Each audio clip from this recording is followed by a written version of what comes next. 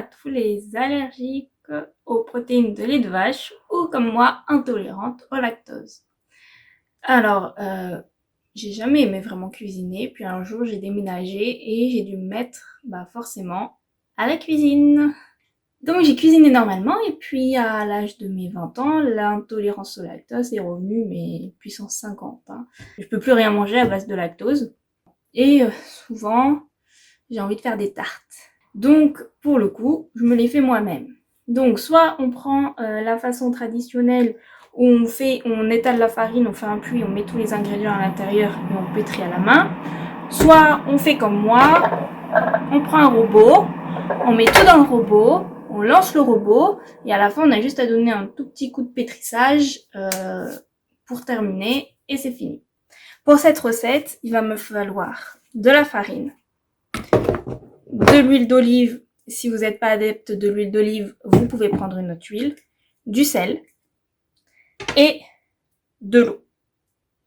Et ensuite une balance, puis vos bras ou votre robot. Et puis un rouleau à pâtisserie. Donc pour commencer, je vais mettre 250 g de farine dans mon robot. Donc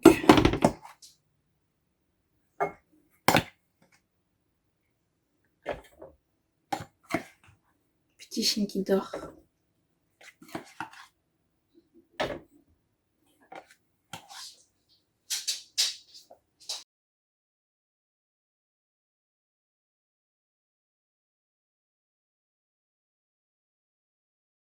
Ensuite, vous mettez les 80 ml d'huile d'olive.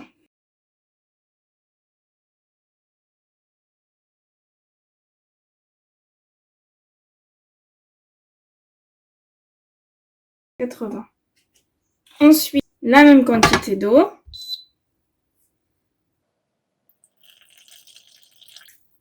Pour terminer, un peu de sel. Alors, comme moi j'ai fait une tarte à thon, tomate, j'ai pris du sel à l'olive.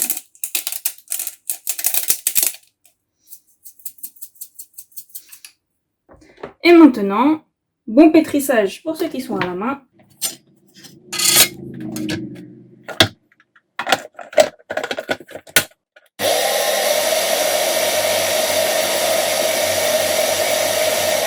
Dès que ça commence à former une pâte comme ça, on peut arrêter. Je me mets sur ce plan de travail parce qu'il est plus grand, c'est plus pratique. Je vais mettre un tout petit peu de farine sur le plan de travail pour finir de la pétrir. Je récupère ma pâte. Un peu d'huile là.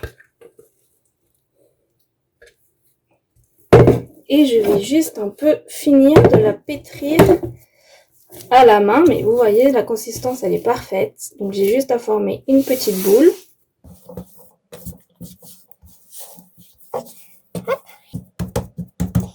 Une petite assiette, je vais la mettre dedans, un torchon propre et je vais la laisser reposer minimum une demi-heure au réfrigérateur.